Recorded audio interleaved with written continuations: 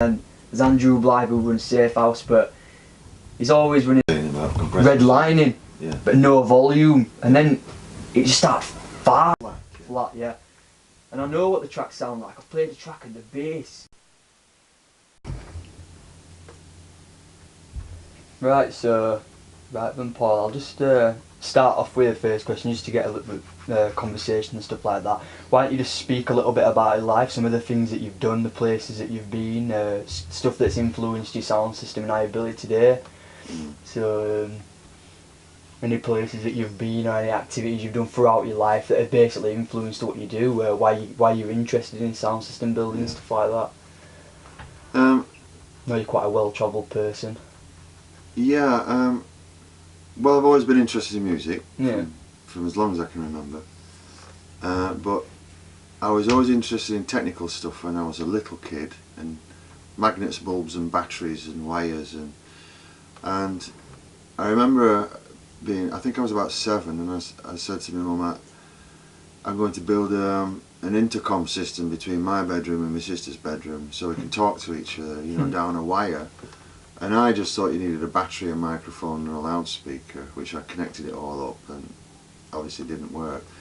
And my mum said, well, we'll go to Jumbo's Corner, which was an electronics shop in Preston, and ask them what you need, and you know, because it's your birthday coming up, they might buy you, you know. So I remember going there and I said, explaining to the man, I want to make like a little PA system or intercom between my room and my sister's room.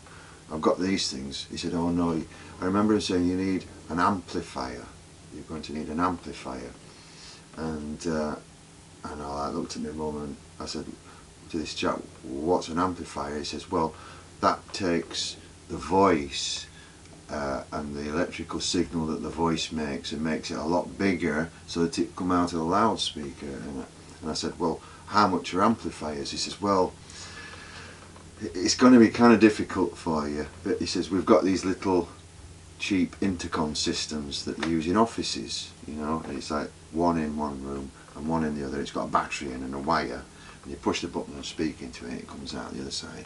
So I said, oh right, that's like a ready-made one, isn't it? So he says, yeah. And my mum said, well, they're a bit expensive. It's going to have to be like your birthday and your Christmas present put together. I said, well, I really want it. So I couldn't wait to set it up between my bedroom and my sister's bedroom, and then at night time when we should have been sleeping, we were talking to each other on the intercom.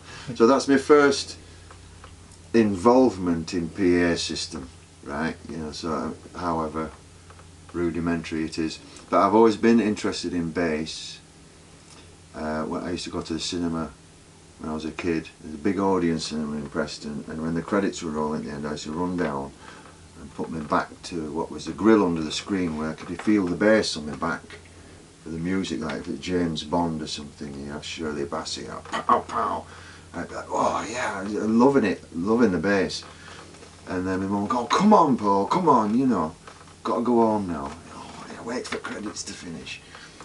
And then my grandma for Christmas once bought me a little cassette recorder just after cassettes had come out, but it was second hand.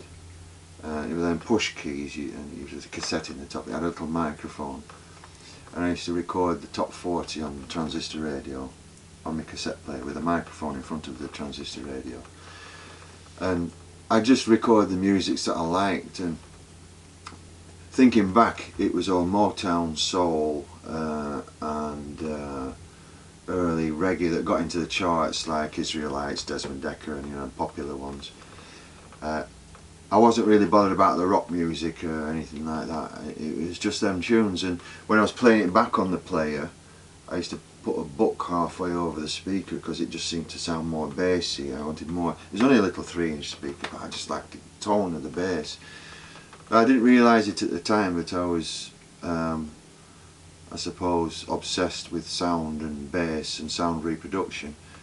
So as the years went on, as a teenager, I was 16, I formed a band with my friends in Preston, and I was never very good at playing guitar or anything like that, but I was always obsessed with the PA system. It was all valve stuff then, all Orange and Matamp and Hiwatt and Marshall. But I was always interested in wiring it all up and making it sound good when we used to do gigs in the pubs and youth clubs and stuff like that. So that was always my... Playing in the band was almost secondary. I was just interested in the gear. And then when the band didn't want to play reggae, because I'd started getting into reggae then, you know, I started buying records when I was 16. And I said, I really want to play reggae music, and they go, oh, we want to play more new wave and punky stuff, you know. Well, you know, I don't know about that. So I was always like having to compromise. Anyway, when the band split up, it was all my gear. I ended up with the gear, and I wanted to play reggae, and I couldn't get anybody interested that I knew in that area to play reggae. So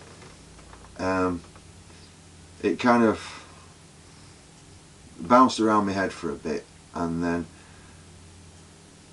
I think I probably turned 20 or something, and I ended up accidentally getting a job managing a nightclub in Preston, and it just totally left everything to me, the promotions and everything. And I used to hire out a big hall upstairs. I had a big room upstairs, and some of the local black people in Preston approached me and said, we want to hire the hall. I said, well, what's it for? He said, well, it's like a dance, you know, a sound system dance. I said, oh, you mean like, you know, sound system what I see at Carnival, you know, set up on the road, and yeah, that sort of thing, but inside.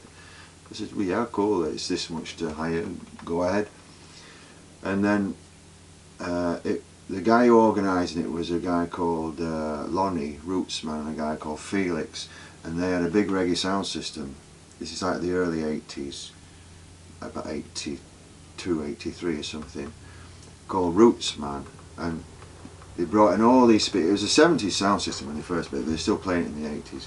And all these speaker boxes were coming in, and these fantastic looking handmade amplifiers, all valve with nice lights on and beautifully finished, all handmade. And I was saying, what is this? You know, well, that's an amplifier. Wow, what are these? Well, those are the valves, right? Okay. Why have you got all these? Well, it just looks nice, you know. I said, why have you got so many speakers all stacked up all over the place, all different shapes? I said, well, you'll find out later on. Yeah, I was working behind the bar that night, and it was just a revelation, because I had a lot of the records that they were playing, but I'd never heard them sound like that. The bass was just amazing. It totally overwhelmed me, and he said, oh, we want to book the club again. I said, any time, you know. So they started bringing sound systems from all around the country and playing with them in the dance and that. So I got to hear a lot of the sound systems from around the country on my own doorstep, you know, and from start to finish, and I got quite obsessed with it. And then I finished working at that club because it was really hard work and I was getting a bit tired of it, and I still wanted to play reggae music, and I still couldn't get a band to play reggae music to what, because it was going dancehall then, and I was more interested in the roots stuff. I said, oh, I want to do dancehall, and you know, I want to do more like the roots stuff that I really like from the 70s and that. So I thought, wow, I've got all the equipment still, I've got all the records, why don't I run a sound system, a reggae sound system? So I thought, yeah, and then I can control it myself. I don't have to compromise with anybody about what tunes we play. I'm going to do that. So my first gig, oh yeah, I was DJing 3 different clubs in Preston at the time, doing soul, funk and reggae, and I was never happy with the sound systems in the clubs. It sounded awful, and you could never get the management to spend any money, and you know, that was another reason why I built my own sound system, because I wanted my music to sound really good wherever I went and played. So it was all coming together. I must build my own sound system, but I was playing out with the band gear for christenings and weddings, because when I'm playing in the clubs, people say, oh, do you do christenings, do you do weddings? And yeah, I'll do all that, and I'd take a bit of money for doing that, using the old band gear. So I kind of had a sound system from then, but then I decided to start again from scratch in about 1989. So I started spending quite a bit of money and starting it all up. It took me 3 years to build, and in '92 I played my first gig as Axis sound system, and I think about 10 people came to the dance at the Caribbean Club in Preston, which is fine. I just wanted to know if it all worked and all the rest of it, and I was quite happy with it. And I carried on playing in Preston, and more people got interested, and then crew started, well, can I play some records? I'll help you with the boxes and all the rest of it. Yeah, of course. So I had a little crew, and then we started playing outside Preston, and I bought a van, and you know, we were getting paid to go all over. And basically it just built up from there, and started going international, taking it abroad. And I've just, this last 5 years, it's been like a full-time job really. Yeah. I'm a joiner by trade. Yeah. You know, I got apprenticeship when I was 16, and my woodworking skills have always been useful in building sound systems. Yeah, yeah. So it all tied in, and it's only now when I look back you think, well, it's all kind of like destiny, but you don't realise it at the time. It's only when you look back, I kept accidentally falling into this and accidentally, but it wasn't really an accident, it's just what I wanted to do. Yeah. I never really wanted to be a joiner. Yeah. But I accidentally ended up, because I couldn't get any work anywhere else, it was the only job going at the time. Because I just wanted to do music, and that's all I was interested in, and I still am. But the skills have been good for building loudspeaker boxes, flight cases, and all the rest of it.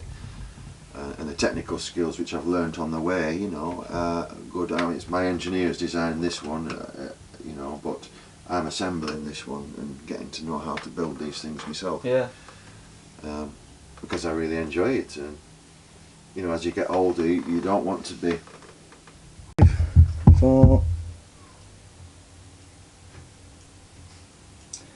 Right, I'm gonna go and delve slightly more into like an entrepreneurial side of things. I did pick this because I thought it'd be perfect, because we did have to interview an entrepreneur and something that they'd built. I've actually got definition. An entrepreneur is officially a person who sets up a business or businesses, taking on financial risks in a hope of profit. So I thought it'd be perfect really, because it's slightly out of the norm and things like that as a business. But what I'd say is, would you class yourself as an entrepreneur? No. No, would you not? No. I can understand it's part of what I do. Yeah. But you don't do it for it's that. part of me, but it's not my primary objective. I'm not really a businessman. Yeah. You know, I'm not doing this for money. Yeah. If I wanted money, I'd have done something a lot easier. You know, I mean, I'd be fitting kitchens and fixing roofs, you know, at £45 an hour. I mean, it's not about making money, it's about fulfilling what you're destined to do. Once you realise, like I say, I got a job as a joiner because there was no other work, and basically I left school with no O-levels or anything. I had no qualification because I was in the woods most of the time when I should have been at school, right? So I couldn't get a job in engineering or anything else I knew I was good with my hands. And when I lived in Preston, it were pretty rough. You either went to British Nuclear Fuels, British Leyland or British Aerospace as an engineer if you were a male. And you needed 4 O-levels or they wouldn't even look at you. Anyway, I didn't have anything, so when I left school, I really loved the freedom of leaving school, but when the reality of what am I going to do now hit me about 6 months later, my mum and my dad were on my case. You're going to have to start giving us some rent, you know, you're going to have to get a job. Oh, yeah, I suppose you're right. Anyway, I remember my dad saying, oh, there's a job in the paper, and I'd been to a lot of interviews engineering, they wouldn't even let me through the door without O-levels. I said, well, I'm good with my hands, you know, and things like that. You need O-levels. So it's the reality of being unemployed and all my mates getting work, and it's like, well, what am I going to do now? Got a bit lonely, you know, and I thought, well, I'm going to have to do something. My dad said, there's a job in the paper for apprentice joiner. Yeah, but I said, he says you need 4 O-levels. And I said, I've been turned. He said, look, go and have a word with them anyway. Go and have it. It's only down the road. So I went and had a word. I thought, right, there's only one way to get a job, and it's that lie, right? It's lie, because I've been honest and I've not been able to get a job. So I remember going around the house and getting any wooden ornament that was on the shelves, and couple of them I had made at school, but most of them were like souvenirs from Spain or something like that, Tenerife and Ibiza. I think we had a family holiday in Ibiza once. We brought some wooden bowls back, and they all looked quite handmade. I thought, right, I put them in a carrier bag, and I went to this interview and I said, look, you know, I've made all this. Me and wood, we're like that, you know. I can't keep out of that shed. I'm always making things out of wood. And he was quite impressed. And he never even asked me about my O-levels, because he presumed I had some by going to the interview, because he said the minimum 4 O-levels. He never even asked me. He says, oh, well, I'm impressed with these are really good, and yeah, he seemed quite enthusiastic. He can start on Monday. So that was that. So I started, and I was good at the job, you know. He was quite impressed with my dedication and the fact that I picked things up very quick, and I was good with tools, you know. So that was great. So, like I say, I accidentally fell into it with a little bit of lying as well, you know, but I needed to work, and I knew I could do the job better than a lot of people with the O-levels, but qualifications has never really been my thing. Anyway, I went to night school. I'd be working 48 hours a week in my apprenticeship, and I had to go to night school 2 nights a week till 11 o'clock after work. And I got my advanced craft city and guilds, so that's when I realised that I really do need to get some piece of paper. So I really worked hard, and I got credits in all subjects. I come out really good, and after my 3 years as apprentice I could basically walk into any construction job, joiner's job. So I'd kind of pulled my socks up in 3 years, if you will. So I've always been a little bit lazy minded in a lot of things. I don't take to qualification and education, and I don't like to be told by educated, because I've got a good degree, I can tell you this, and I know you're full of crap, you know. I don't take to that. I'm not very good at it, and I've got a big mouth when it comes to standing up for what I think is right, you know. So so I just basically grafted at different jobs. Sometimes you fall out with your boss and you just put your tools down and walk out, whatever, you know. Some jobs I had for a bit, and some jobs were just unbearable, the people you work with. I never got on with builders because they're all, you know, it's like one of the last bastions of unpolitical correctness, and it's just like, oh, do my head in. So, and then, you know, you can be working one week, out of a job the next because one contract's fallen through. It was unpredictable. But I was always doing the music, always DJing, and then I was DJing at University of Preston. It was called something else then, and I was working at a club called the Gatsby. I was working at a club called the Warehouse in Preston, playing music. So I was always interested in that, and that started paying me a wage. So I'd be doing like a Thursday, Friday and Saturday night DJing, and the rest of my time was my own, and I got quite a good wage out of it. So I did that for years. So I found myself making a living out of playing music. So that was great, and it was only through hard work, and of course you've got to spend a lot of money on records, you've got to keep up to date, this, that and the other, but I used to make my living out of playing old music that wasn't really current, like old Motown, soul, reggae and stuff that had gone before, so you could actually pick them records up quite cheap at those times. So I had a good time, and got to know a lot of students in Preston, and you know, and I ended up doing parties privately, you know, a bit more money, and just sort of coasting my way through life as a young single man who's obsessed with music would do. So, but I've never, what I tend to do is, if I need money I work, and I get the money to spend it on the things I need, and then once that's paid for, I start developing other ideas. I start designing amplifiers, I start contacting people to get the parts for it, and start looking around where I'm going to get quality bits. So I want the best. I don't want some cheap Chinese resistors, I want some English made carbon, you know, I want the good stuff, because I've always had a eye and an ear for quality. So I just wanted to make it so it's just like a Rolls Royce. So there's a lot of time developing. I could spend a week developing, I'm not making any money, but it's an investment for the future, you know, because I'm selling these now, and you know, probably not got my money back yet on them, but you know, and I'm still developing other things. But that's business, and how you know, and really, it's been very successful. But I think one of the reasons for the successful is I'm not watching the money. My bills are paid, my family's all right. We can have holidays. We don't live in a cave. You know, we're all right as long as that's all right. I've got a little allocation which I can cream off and put into research and development and developing new things, but I am developing them to sell. But if I don't sell one, I don't care, because I'm going to use them. Yeah. Because that's the thing. This one I'm building for myself, and it's halfway through its construction, but if nobody wants to buy it, it's cool. I'll use it, and I'll use it, and I'll make money out of it by playing it out. Yeah. And then I have to build another one for myself, because I want two. I don't want one, I want two. And if somebody disturbs me halfway through, I'll buy that one off you. You can have it, mate, you know. I get some money, and then, you know, this, that. So it's like, it's very play it by ear, and I've never set out to make money. Yeah. And I enjoy life. Like today, I just drove up to Preston and back. You know, it's my own time. And if I want a day off because it's sunny outside, I'll take a day off. And you know, I don't work for anybody.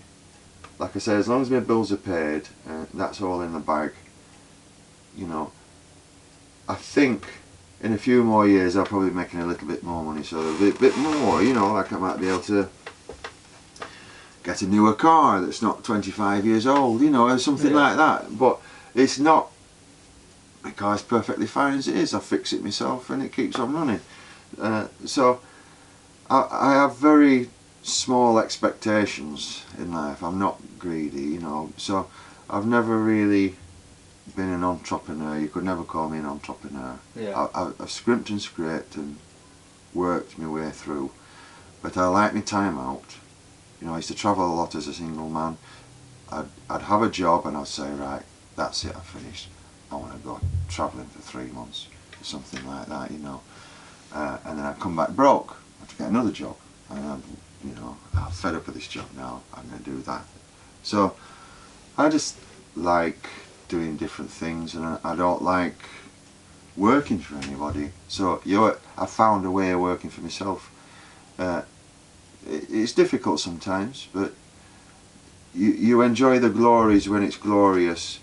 But you have to take responsibility for the times where it's not so glorious, and you know, so it's ups and it's downs. But I mean, some people like to be in a 9-to-5 job. They like the security of that, and I'm not knocking that at all.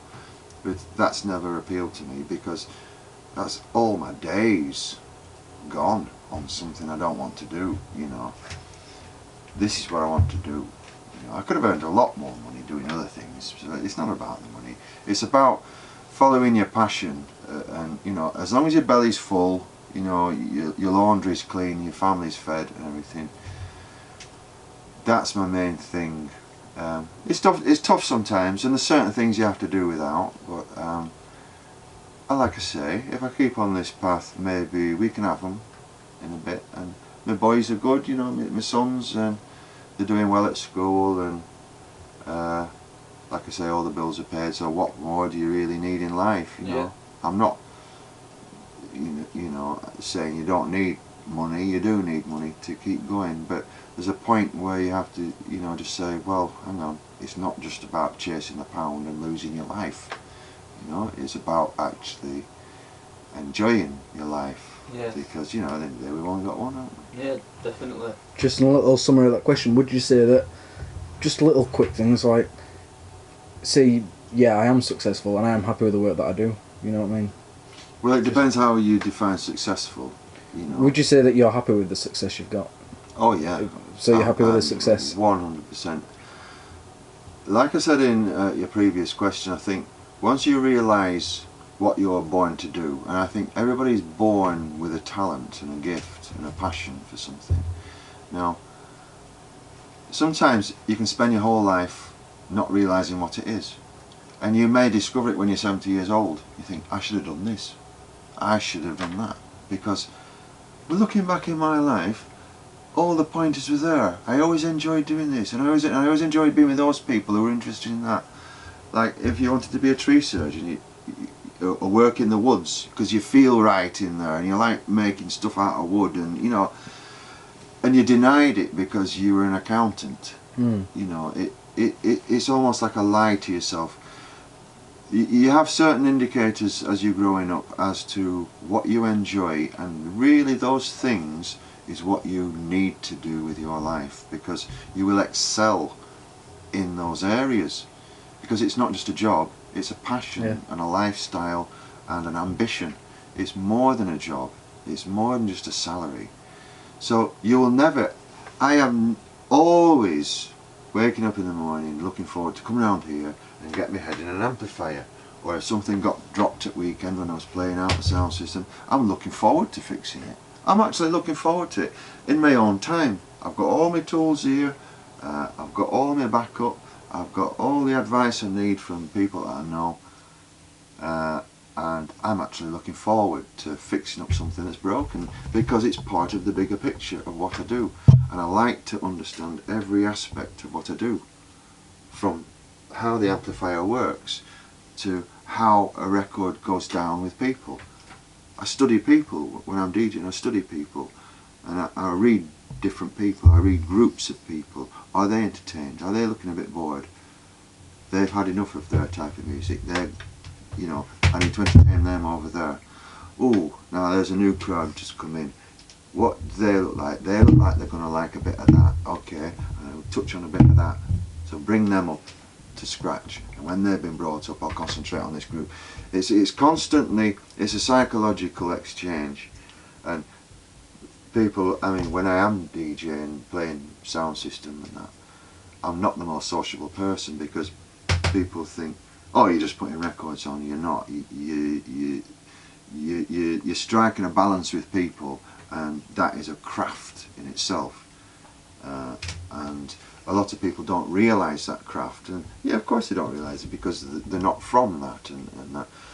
It's like, a lot of people want to start up a conversation when I'm DJing. Well, I only use one deck and one tune at a time, and I have to think what's next, and it's got to be the right choice, this, that and the other. I've got to fill in the gaps while I turn it over or change the record. So you're fully on it, you're fully on it. And I always make the reference to, like, if you go and see a band, they're on stage, you don't walk up halfway through a song and start talking to the lead singer, do you? You know, you just don't do it. So when I'm performing, and at the end of the day that's what I'm doing, I'm entertaining and performing, what makes you think it's any different? You know, you just think, oh, I've got a box of records there, and you just put them on. You know, you don't. Otherwise you're not going to be booked, because there's a craft and a skill which you're either born with or you have to develop, and or both. And that's you know, when you say about that sort of thing, it's more than a job. It's more than a salary. It's a way of life. Some people want to do farming. You know, it's all good. Everybody has something that they're drawn to, and you need to ignore careers, this, that, and the other. You need to ignore all this, or what, often to a large extent, what maybe even your parents tell you, and sometimes what your school or your college tell you. They're not necessarily right. You have to really follow your heart on it, and that's what makes you jump out of bed in the morning looking forward to, even if it's pouring down outside, or I have to dig my way through snow to get in here, or whatever. I enjoy it. I've had to dig my truck out of 3-foot snow all the way down the yard here onto the main road, and then risk driving to Leeds and Hebden Bridge in 3-foot snow, and am I going to get home? If I don't get home, I don't get home. You know, what's the worst thing that can happen at the end of the day? You know, I have to wait till the snow melts. Yeah. I'm up for an adventure. Yeah. I mean, I've got a very old truck, and somebody said, will you bring a sound system to Geneva in Switzerland? And I was like, yeah, why not? And I said, you're mad going in that. I said, well, what's the worst that can happen? we break down. I've got a full toolkit in there. I know that truck like the back of my hand. I've had the engine out and everything. If I can't fix it, I get towed home. I'm covered. Well, you know, what's the worst that can happen? Anyway, fortunately, you go over the Alps, 5 miles an hour, you know, and back over the Alps, no problem. Yeah. It was fantastic. Never missed a beat. And everybody say, "You're mad." Well, no, but I like an adventure. Yeah. You know, I've got 2 guys with me travelling with it. We cook our food on the way. It took us 3 days to get there, you know what I mean. It was great, you know, but you know, you've got to have a spirit of adventure, and like you say, a risk, you know, risk is always part of it, but you make calculated risks, you know. I mean, if I don't sell any of these, I'm happy because they belong to me and I will use them. Okay, so I'm going to zoom out a little bit. 5, 4, 3. So, and obviously you've spoken about take your sound systems out in Europe, and that's like one of your main priorities at the moment. How do you market your sound system? I mean, is it a succession of how you've built it to this day, or is there any specific marketing that you carry out, like promotion, a way of getting your sound system out there? Is there any specific measures that you take to end up getting the book in, or would you say it's all just kind of fallen into place from what you've always done? Well, one thing I have on my side is I've been doing it for a long, long time. Yeah. And that seems to carry me further in what I do, because I deal with... You see, basically, when I started Axis, it's over 20 years ago, nobody was interested in revival reggae. And it was almost like a suicidal market, you know. There was people into what was dancehall at the time. The records, the Roots records from the 70s were giveaway. Record shops were giving them away. You couldn't sell them. And it was just a different market, but it's what I believed in. And I just loved that music, and I wanted to present it in an authentic way. So it was very difficult. And we were glad if we got 50 people, you know, in a dance, and most of them it was the same people following us round because they were interested in it, and people would drive. One thing is about living in the north of England, people do make an effort to get places, even another town, another city, whereas you find in London they don't even go to the other side of London. It's got to be on their doorstep or they're not going to it. So living in the north, it's better that way. But like I say, it was a dry market for a long time, but what changed it all was the internet. Now, I'd done a lot of things before I did the sound system, and even while I was doing my sound, I'd done a lot of things to make a living. And I found, without being big-headed, I was a little bit ahead of my time, right? And I'd be really into it, and everybody's like, "What are you doing that for?" I says, "Yeah, it's great, it's fantastic." And then it would flop, nobody would pay any attention, and then 5 years later it would be massive. And everybody else was taking it forward, but I was on something else that was ahead of its time. And I started to recognise a pattern. I thought, right, you know, what's happening is I'm always ahead with the fashion. Because I'm always doing things different to everybody else, and then it catches up and everybody else makes the money out of it. And hang on a minute, I was doing that 5 years ago, but they're, you know, going out saying, "Oh, we're the Don, you know, this is what we," and they just have better marketing than me, and kind of they just come at the right time.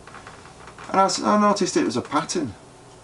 So when I started Axis, I said to myself, okay, it's almost like a suicidal market, this music at the moment, but it's going to come back, because music of quality never goes away, whether it's rock and roll or jazz, swing, whatever, it never goes away. It just goes through a pain barrier when nobody's interested, and then it all starts coming back. So I thought, right, I'm going to keep on with the sound system, and nothing is going to dissuade me.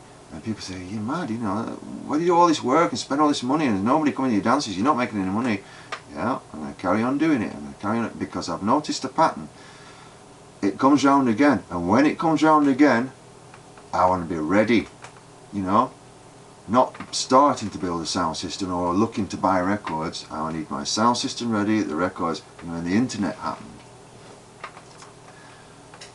and the fact that the internet happened, the whole world started listening to roots reggae and revival reggae, ska, rocksteady, all them types of things.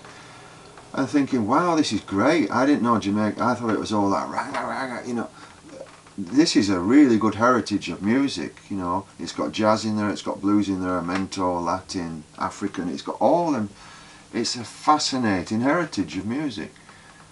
And people was getting into it all over, and in England as well. And people were watching what other people were doing on the internet, you know, videos of the nights, photographs, forums. People were talking about, wow, I went to this great night, they played original vinyl and the sound system was great. And then people started coming to me dances, more so, and talking about it. And then of course they go home and they go on the internet and blogs and all these things and say, I had a great night in Huddersfield or wherever, listening to a sound system called Axis. It sounded really great, I definitely recommend it. And then people will come and they get this large database of people. So when one group of people didn't come 1 month, another group would. So it's all about expanding your database, so you always have at least 100 people in there. There's probably a couple of thousand on your database that will pop in now and again, but when one group doesn't go, another one will. And then, oh, we'll give it a miss for a couple of months and then we'll go back, you know, we'll do something else, you know. So it's about widening your database of people that know about you and keeping a consistency. The sound system always has to sound good. The selection of music always has to be good and within the brackets of what you do. I mean, I specialise in vintage and classic, as I call it, probably from 1964 to 1984 Jamaican music. So that's my bracket, that's my little angle. I don't do UK roots, I don't do bashment, I don't do big cut clashes, I don't do the dub plate special things, I don't do any of that. I kind of present my sound system like probably an early 70s sound system. I just, you know, have gaps in between the record and I'll just fill it in on the mic or with sound effects or a bit of echo or something like that. Because I like to listen to the record. Okay, you know, your record's 3 minutes 20 on average, 45, you know. And to me, playing records is like going to a gallery and looking at pictures. It's like each 45 is a piece of art, right? And when the, say, Bernie Spear cut that record, 3 minutes 20 of it, he cut it starting there and he finished it starting there, and it's a piece of art in itself. And that's why I look at my records, it's a piece of art and it's a craft, and they deserve the credit to have it played out in its entirety, because that's how it was constructed. It was verse chorus, bridge, solo, verse chorus, fade out. Okay, pretty much the standard formula for most, you know, modern music, fitted onto 3 minutes. So that's their craft, and I think their craft is beautiful. So I want to present it in the nicest gallery and the nicest frames. And when you go around a gallery, you look at one piece of art and it's covered with a frame, and that's beautiful, that is. And you go on to the next piece, but there's a piece of wall in between, and the next frame, I'm not so keen on that one. There's a piece of wall and then there's another painting. Well, I look at it like, if you go to a dance like what I do, each record is a painting on the wall separated by a gap. It's like, oh, that was beautiful, what's next? And keep the people hungry. And sometimes, you know, when, you know, bass is an important part of the reggae sound system, the bass can sometimes be a bit tiring on your ears and your head, and it's nice to just cut it out, and it's also give your ears and your mind a rest and then bring in the next tune nicely. And also it gives you a chance to connect with the people on the microphone. It's a personal thing, you know. You welcome the people in. You bless the dance, you know, by speaking to people and then they will respond to you because you make the connection. I've never been an aloof DJ, oh look at me, you know, I'm the Don, you know, you lot kiss me feet and bow at me, you know, bow in front of me, you know, you are not worthy. No. I want to connect with the people, and I want them to connect with me and what I'm doing, and I want them to feel the passion behind what I do. So that's really important to me, chatting to the people in between the records, keeping the sound nice to listen to, keeping the records at a tempo that you can shuffle around to. And the presentation is absolutely the most important thing of it, you know. I mean, there's three things that are important. One is the music, one is the sound system, but the one that's the most important over both of them is the presentation. There's three things that's really important. And your presentation is, I was inspired by those early 70s sound systems that play pretty much like what I do. So I took that model. I mean, some people say, oh, you need an MC. You know, you need somebody to, you know, like, no. I said, well, no. Sound system was around before them MCs come on it, you know. They've been around since the 60s, the 50s, where the only chatting was just a little rhyme or a little say, hey, such a buddy, you're looking great tonight, I love that red dress, flip the music over, you know, and then it was just to fill in the gap while you change the record, because economics dictated you only had one deck, because you couldn't afford to. So it comes from poor areas of Kingston, Jamaica, you know, so people didn't have much, so they made the most of what they had. And some sound systems couldn't even afford a microphone, you know, so they just had tumbleweeds in between the record, you know. But that's kind of where I come from. And also, I've just had a lot of trouble with MCs not knowing when to stop and pace themselves. And I've had to say, look, when I put on the vocal of a Dennis Brown, I don't want you to chat over it, because Dennis Brown is a beautiful singer and it's a beautifully arranged song, and I want people to hear it. Now if you want to chat, I'll flip it over, play the version side, it's got no lyrics in it, and you can chat over it, okay. But they just never, it's like once they're on the mic, they've got to stay on it. It's almost like an addiction, they've got to have it down the gob. But they can't just step back and let the music play. And you've probably witnessed it yourself when certain MCs just don't know when to shut up.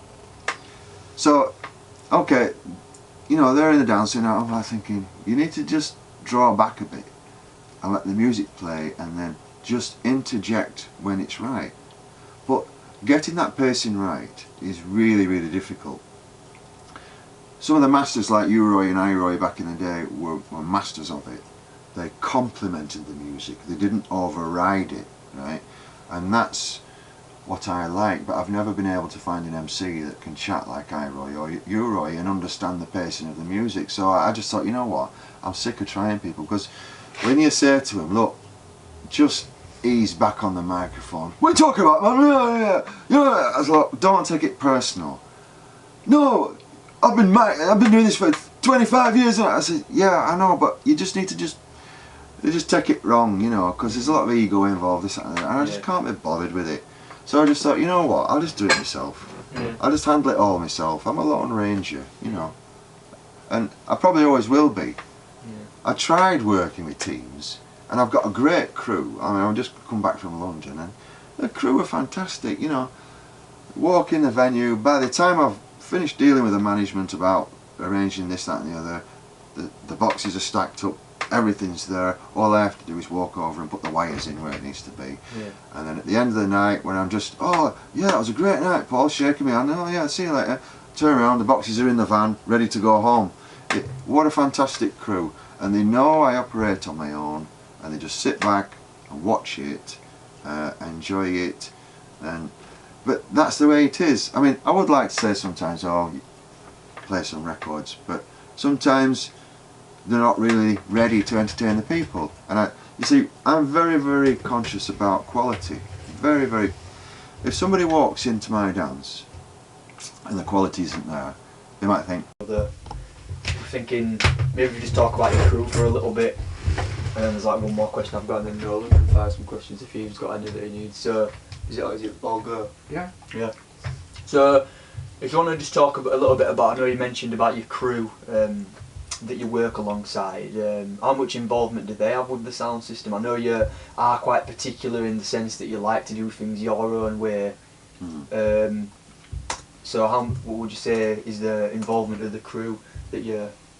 Well, your crew is very important to you because, you're rolling this, aren't you? Your crew is very important to you because you can't do it all on your own. And you're often in an environment that's alien to you, like you go into a foreign country and a foreign venue, and even in this country, in areas you don't know. So you've got to find your way. And this is why your crew is very important, because let's say if you have the wrong people, they can make it harder work than it should be. They'll end up going off with some girl and you can't see them again, or drinking too much and being totally useless and upsetting somebody, or getting in a fight, or you can't find them at the end of the night, you want to go home, you have to leave them, you don't know what the hell's going on. You know, you need a certain type of person, which is the most important. The technical ability is secondary, that can be learned, but you need a certain type of person around you who understands you. I'm not the easiest person to get on with, actually. I can be very direct and very sharp, but the people who work with me understand where I'm coming from. It takes a lot to upset me, but if I'm upset, there's been a lot to upset me, and you know, you can try and understand what I'm talking about, but they understand me. Now, when I take out a crew, when I went down to London, I had 4 crew with me.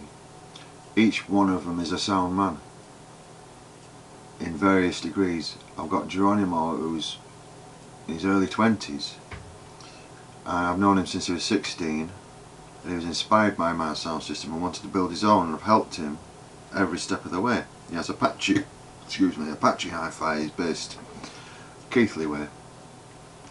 He's on the road himself now doing his sound system, but at the drop of a hat, if I need him, he's there. So he's still learning a lot from going out on the road with me, setting stuff up. He's down in the workshop here, he helps me build boxes. He always asks questions about how you're wiring this and this, that and the other. So he's learning a lot. He's young, but he's 100% cool. That's the main thing. Another one of my crew is 56 years old. Played sound system since 1973, been all over the country from the 70s, 80s, 90s. I built him another sound system in the 90s, a massive sound system, which he took over to Jamaica after playing it here. A 40-foot container load full, took it to Jamaica, played it out in Jamaica, ended up coming back here and selling the sound system, which is still out in Jamaica playing now. And he loves the old music. He's not interested in modern music. He loves the old music. He's a 100% sound man. This is bigger from the old Shackertone sound system and then King Broadway sound system. And he says, I don't go out with any sound now unless it's Axis. It's basically a mutual respect. He set me up when I came to Huddersfield. He got me on the radio, he got me work building sound system, he got me access to old records, he set me up. And when people do that, I never forget them. We're totally different people, from different backgrounds and all the rest of it, but our respect for each other is massive. So when I started getting popular and international bookings, I said, Bigger, you want to come with me? Where are you going? Switzerland, via France. How are you getting there? In the truck. Oh, I'd love to do that. You've never been abroad before. You've been to Jamaica and America once, but never been to Europe. Never been anywhere where they speak a foreign language. And, you know, he's in his mid-50s. Oh, I'd love to do that. Oh, I'd love to do that. He says, well, come on, you're on board. So, he, by the end of it, absolutely loved every single moment, from stepping inside the van to getting out of it. Everything. Camping in Switzerland, you know, travelling on the road, meeting the Swiss, doing the gigs in front of lots of people who were loving it. whole new world to him. Anytime you're going anywhere, Paul, count me in. Cool? So, anyway, we've just come back from London. He's come down to London. Loved every minute of it, you know. Sort him out with a bit of money because I write it into the expenses of the gig. So it's Geronimo Bigger. Gary from Haworth, well, he's just started building his first sound system and he's 54. Again, I think largely influenced by me and Apache. Geronimo playing out just recently. He's buying old records and he's building a little valve sound system for his cellar. And he'll probably play it out a couple of times a year at Haworth Vintage Festival out on the street. And he's happy with that. He's not into big whatever, he just loves his old music. Travelled the world over. He came over to Geneva with us. They all get on like a house on fire. And then there's John Johnson. He's from Huddersfield. He's actually quite a renowned international DJ. Been on the circuit since the late 90s, dance music. And he's made a good living for himself, put it that way, on the dance music circuit and fitting sound systems to clubs all over the world. And he's very well connected, you know, with the music industry, the BBC, MCPS, all the rest of it. He's very connected. And I've only known John for a couple of years, but when he found out about what I did, his enthusiasm for it is just massive. It's just flooded, and every step of the way he's behind me. He wants me to go through with it. You know, you've got to put Huddersfield on the map. There's only you doing this. It's important. You know what I mean? You do it right, and you know you've got to go through. I'm behind you. When are you going to London? Right, I'm coming down. And so, like I say, they're all sound men in their own right. They all love the music. So, and they're decent people, and I can trust them not to get into trouble. Or I mean, I've had trouble with crew in the past, and you know, getting drunk and stoned and not knowing where they are, and you know, just messing up the whole runnings when you don't need it, because there's a lot of preparation and, you know, getting all the stuff ready, get the right stuff, getting it there, finding it in the cities you don't know where you are and where you're going, and one-way systems and where you're going to park the truck, and there's so many things, and what kind of power supply, are we just on 30 amp domestic, or have we got C-form or what? There's so many things to consider to make it right. Fortunately, all the years of experience, I mean, like down in London, you've probably got 120 years of experience between us there, with you know, with the whole crew, and you know, a few added on ones that came down. So we're prepared for anything really, and just experience. And I say continuity is very, very important. You can't be playing good one week and playing crap the next. It's always got to sound good. And fortunately, I've only broken down once, touch wood, many years ago in Preston. And I had to just turn off the sound system and let the other sound system play that I was playing against that night. And that was a bit unfortunate, but it's all part of the game. At the end of the day, it's a machine, and machines do break down. Incidentally, it wasn't my fault that it broke down. I want to tell you that. It was one of my crew put the wire in the wrong place, and it was a speaker wire, not an input wire, and it just blew the whole circuit because he accidentally put it in the wrong place. So I'm drawing away from responsibility of that one. It wasn't my fault, but that's the one time it did break down. But you know what? It's all in good humour. It's all in good faith. The people still enjoyed the night. They understand that, you know, you break down. I started playing in Hebden Bridge. I just restored an old valve sound system. And I said, I don't want any money, I just want a place to play. I want to make it. People come down, they come down. If they don't, you know, just back room there, big room. It was absolutely heaving. And what? It's full of people. Word had got round Hebden Bridge, old valve sound system playing original old music. It's one of them type of places, and they don't go anywhere. Hebden Bridge, they want it on the doorstep. So I ended on the doorstep, and everybody in Hebden Bridge just come down and supported it. It was great. but I broke down 3 times that night. But the atmosphere was so good, they really loved it when I broke down. And then I'd get my head in the wires and my glasses on and a torch, and I'd be banging something, and I'd come on again.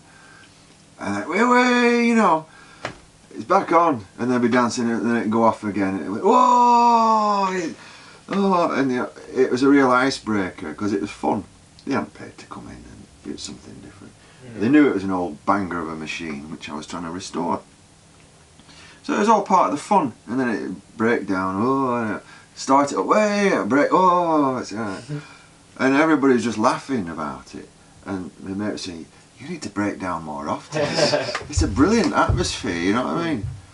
So it's how you just come with honesty and integrity. And like I say, there's nothing aloof about me. I don't even like going on a stage. I don't like being put on a pedestal. I just like to be down with people, you know. And I think people appreciate that because you are a people person and they are people, so you connect on their level. I don't like pedestals, and I don't like fancy this and that, you know. I don't really even enjoy people looking at me when I'm working, you know. And some environments where they're not used to sound system, especially a lot of young ones, and like say dubsteppers or you know, dance music people, they're used to just watching the DJ. The DJ's there, you know, doing all this one, and you know, in the bass face, you know, whoa, you know, and it's like a bit of a show, you know what I mean? Well, I'm not really. I'd rather you look at each other or something else. I just want to put on the music, and I find it a little bit intimidating when everybody's just looking at me like I'm a show. Because I don't really have a show for you. You know what I mean? I haven't really got, you know, I'm not a show. I'm just putting the records on and playing nice music, you know what I mean, and entertaining you. But white people in general, they like a show. They like a stage show, so they look.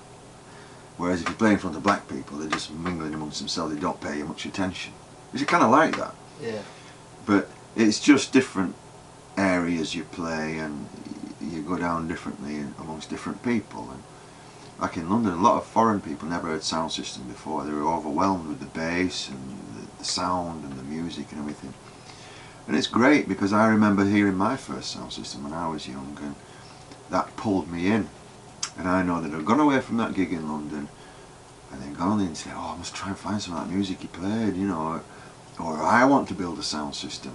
Where do I start, you know? And then you can advise them and say, well, I build stuff, and you want to buy one? So it's all good. I don't mind the next person coming and doing exactly what I do. It's all good because to me it's about promoting the music, and it's about entertainment. Always remember that word, entertainment. You're not trying to be master of the universe, even though a lot of people try to be. It's not about massaging your ego. It's not about having, you know, the best looking girl on your arm. It's not about that. This is about entertainment. And some people say, oh well, that My Boy Lollipop you play, that's a pop reggae tune, that is. Yeah, it's a great tune. I don't care. It got in the English charts #1 because it's a great tune. And it still is a great tune. And you know what? You see these hundreds of people jumping up and down for it. They're being entertained. I'm not going to sit here all night and play a few chin scratchers because it's, oh, them tunes are only worth £5. When I play £500 tunes, you know. I'm not playing for you. I'm playing for the people. You're going to get a few £500 tunes in there, even though I only paid 50p for them back in the day. They're worth that now, but for you, yeah, you'll get your odd rare tune. But I'm not playing for you unless the majority are entertained.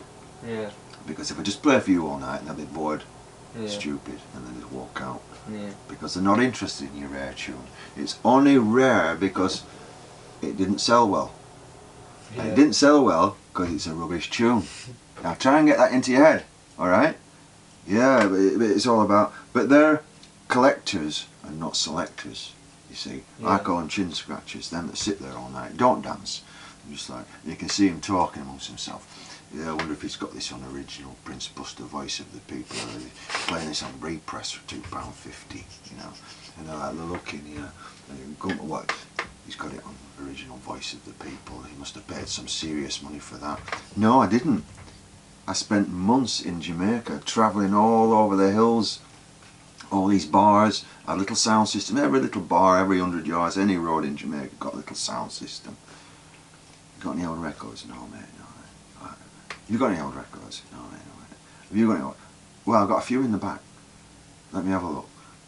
No, I mean, like, not 5 years old. I'm looking for like 35 years old. What do you want them for? No, I haven't got any of them. But my cousin's got some. I'll take you up there. So you go and suddenly, a big box of old records. Oh, these are great. How much do you want for them? Oh, just give us. They're happy with the money. I've got them a good price. This is when they were throwaway. Ska? What do you want ska music for? Rocksteady? What that? That's done and gone. That's old music. Yeah, I like the old music. No. You need a Beanie Man. You need a Sizzler. No, I don't. I want that. Well, what do you want that for? That's worthless. No, I like it. Yeah. And now you can't get them musics for money. You know, there's some very, very expensive, because the internet and eBay and all that, it's just gone mad. But I was out there buying them records when they were worthless. I just love the music from then, and still love the music now. And people say, how the hell can you afford all this? So no, I hardly paid for it. I didn't pay for it. I just kept it. I've got tunes in boxes and shelves ever since I was 14 and 15 years old. I'm in my 50s, you know. I mean, I just kept it. I never sold one, you know. I mean, I buy and sell records, but only if I've got it already or I don't like it. Yeah. You know. So, dedication, consistency, patience are the key things that you need to go through. And like when you say, well, you know, success, you can define success in different ways. You can be financially successful, or you can make a success of your passion. And, you know, whichever you choose. I've got nothing against people who want to buy into stocks and shares and wear a suit and tie. You do what you can, mate. Good luck to you. It's just not for me. And, you know, everybody needs to find their thing and concentrate on it. And I think you can't go wrong, because there's always this little something pushing you. And just when you think your chips are down and you go to bed that night, you think, oh God, why do I bother doing this? Why do I bother? When you've caught up with your sleep and it's a nice day outside, you think, you know what I'm going to do next? I'm going to do this. I'm going to get this DJ and I'm going to do that. I'm going to put that promotion on. I'm going to contact this manager. You're on it again, because it's just something natural, you know. The more control you can take of it as you go along is good. And like I was saying to you before, Josh, I'm in a good position because I have my own sound system. I have my own record collection. I have my own generator. I have my own tables, chairs, wall hangings, decor, lighting, all multi-cores and mains, distributors and all kinds of things. I've played in all different situations, and every time I think, oh, I really need one of them, I've either made one or bought one. And even if I've only used it 5 times, it's sat there in case I need it again.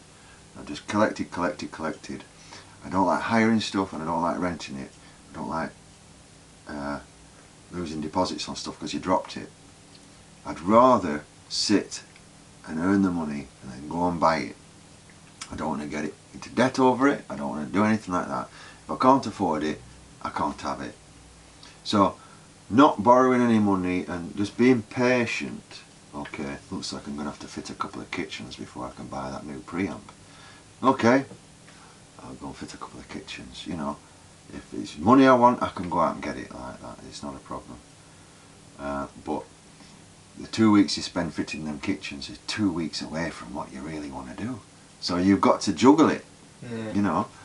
And that's 2 weeks more into your life, and you've only got so much life, and tomorrow is promised to nobody.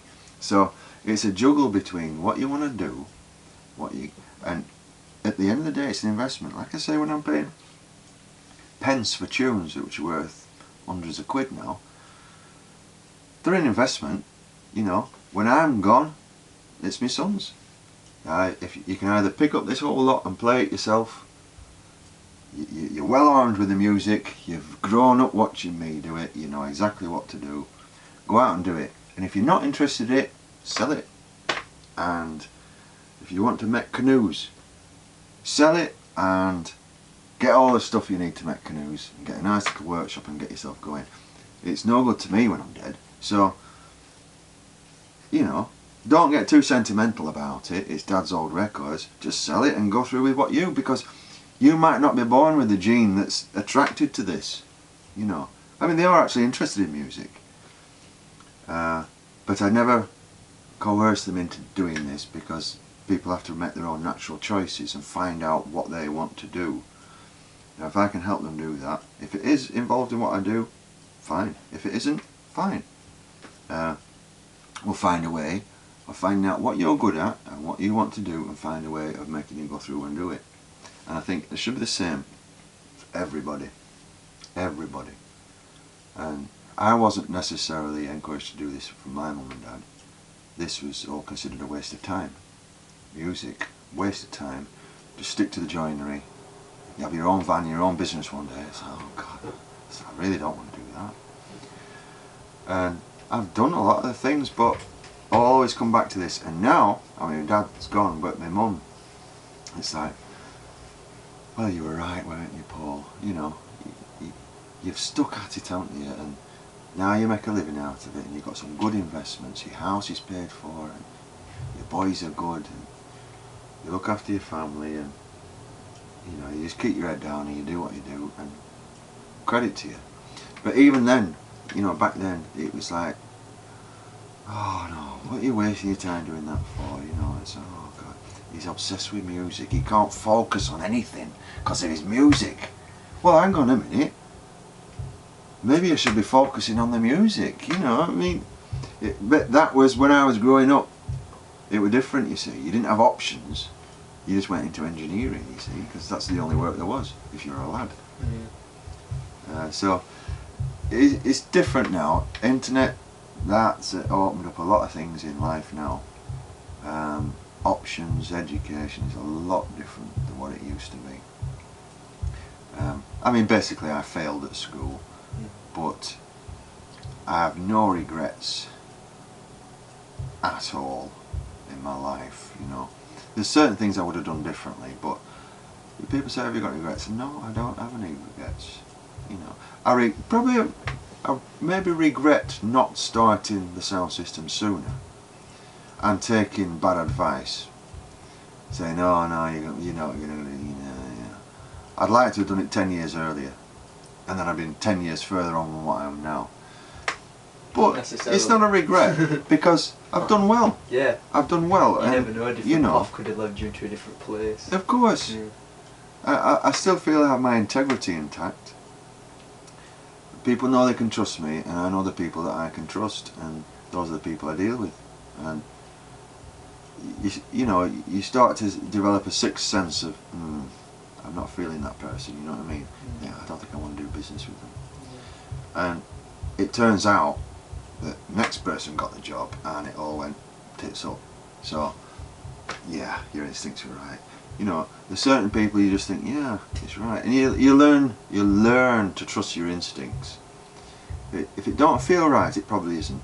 If it feels right, it probably is. Don't let your intellect dictate what your heart's saying, you know what I mean? So I'll just turn the phone. No, answer it, miss. All my questions alright. Through. Just say, like I said, who you are, what you do. Yeah, just talk to the details. Yeah. Just say something to go at the front so everyone knows who you are and what you do. Well, my name's Paul Hookstable. I originate from Preston. I lived in Leeds and I've been in Huddersfield for 18 years now. And I'm probably better known for running a traditional reggae sound system called Axis Sound System, and I design, build sound systems for other people for an income, and I design and build my own sound systems for myself. My stage name, you probably know me as Dr.Hookstable, I'm not a real doctor, it's just a made up thing. My latest venture that I've been working on for the last 3 years is developing Valvatron. This is one here. It's old 60s and 70s technology, but you know, I'm trying to recreate the sound of the valve amplifiers that were around in the reggae sound system days back in the 60s and 70s, because it's a different kind of sound and you just never hear it nowadays. So I'm trying to introduce that sound back to people that either remember it from back in the day and like to hear it again, or have never heard it before because it's a different kind of sound. And I just always love valve equipment, and this is my own design, and I've designed it alongside a man called Andy Lasdins, who worked a long time for Matamp based in Huddersfield, building valve amplifiers in Meltham. He's a very good engineer. It's his circuit. I'm still learning how the circuit works. But this is my baby. This is the second one I'm building. It's a 600 watt valve amplifier called the Tradition 500. And I also build the speaker boxes and enclosures and anything to do with sound system. I build it. That's fine. I think you know them. It'd be alright if we just like working on this. No, it's the old records out of the sleeve over there, those 45 records, don't you? I said, yeah, well, these have been under my bed for years and years and years. When you have a look at them, I don't know if they're valuable. I said, so I've been playing through them, cleaning them up, picked a few out that I want. Yeah. And I've come to the conclusion I need to get back to it now and say, right, this pile here is a complete load of rubbish and put that in the bin. There's one in there, I've put it 70 quid on it. Yeah, so that's alright then. At 20 quid. Yeah. And there's quite a few at 5 or a couple of quid. Yeah. A lot of them are a little bit sentimental. But the roots of reality. Yeah. It's quite hard to sell the sentimental stuff. There is a market for it, but more down in Birmingham to people who were sold the records years ago. Want to play them again. They don't want to play on a CD and that. They want to come out again because the music's getting popular again. Yeah. Even though it's lovey dovey and the teenagers were dancing like that, you know, back in the day. They're in the 50s and 60s now and they want to do a bit of that again. Yeah, yeah. And the authentic way to do it is play records. Yeah. It's coming back. It is, yeah. Yeah, it is. Vinyl sales recognised on a very small independent basis.